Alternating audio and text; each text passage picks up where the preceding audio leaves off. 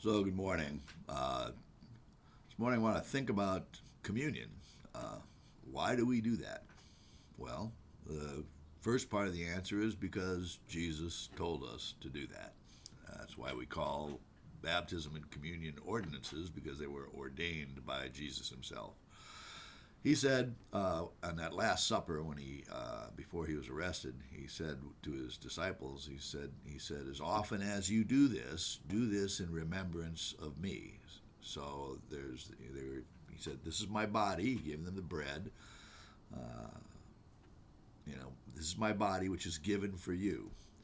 And he said, then when he passed the cup in like manner, he said, this is the blood of the new covenant. This is the new covenant in my blood. And in both those things in that regard, as often as you do this in remembrance of me. So in one regard, we do this as a remembrance. We remember the sacrifice of Jesus and the covenant that he sealed with his blood. Now, we do this together. It's different than baptism. Baptism is an individual confession of faith that I am hanging my hat on this Jesus and his sacrifice. Communion is something that baptized believers do collectively, because we are preaching the gospel to ourselves collectively. We are saying that I am remembering that the only reason I'm here and a part of the family of God is because that a sacrifice was made for me, just like you, brother. We are on equal ground. There is no pride here. It was necessary that Jesus died because of my sin. This is very humbling. And it could be terribly insecure that if the sacrifice of Jesus, that if my being there is hung on something, it's hard for me to describe here a little bit. It's like this. It was necessary that someone die so that I could be righteous with God. But how can I be sure? I can be sure because the covenant was sealed with his blood.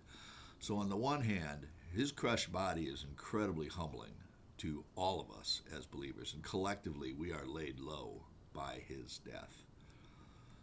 But we are raised up by his promise, by his covenant, sealing the deal with his blood, and in that we have great and secure hope, because the deal is sealed. Now, we're told several ways to think about this. This is a remembrance. Remember. Every time you do this, remember. We're also told that this is when we do this, we are proclaiming his death until he comes. So we are proclaiming to one another and to anybody that's watching that this is the truth. And third, we are participating in the body and blood of Christ, which is an interesting word. I see in some translations that same phrase in there. It says it's a participation in the body and blood of Christ. But it also says it's a communion. It is a joining with. Joining with. We are joined with him collectively. That's really cool. So when it comes to these things, this is what communion is about, and this is why we practice it together, and this is why we take the elements, we hang on to them, and we say together, his body was broken for us. We take the cup and we say, his blood was shed for us. This is also why the communion table, if you were, has sort of a fence around it. And the fence, the entrance into the fence, is baptism. Baptized believers can approach the table. There's two ways I think about that. One is in the Old Testament, when it gave the boundaries for who may eat the Passover supper, it said all the Israelites and anybody who has bound themselves to Israel. So they're a permanent resident of Israel, bound themselves to Israel. But the passing through person shouldn't take it.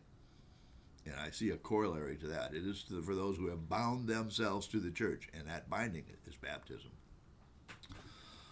The other one, one that sort of is a jolt to me, and occurred to me as I think about what Jesus told the parable of the supper that the king prepared.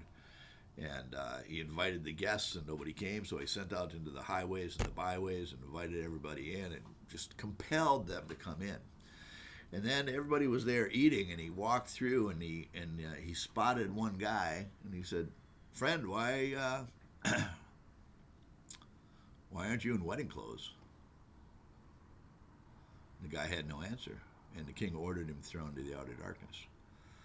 So, if you are bound to Jesus, and all your hope is hung on him, and you've been baptized, dead, and raised again with Christ, those are your wedding clothes, brother.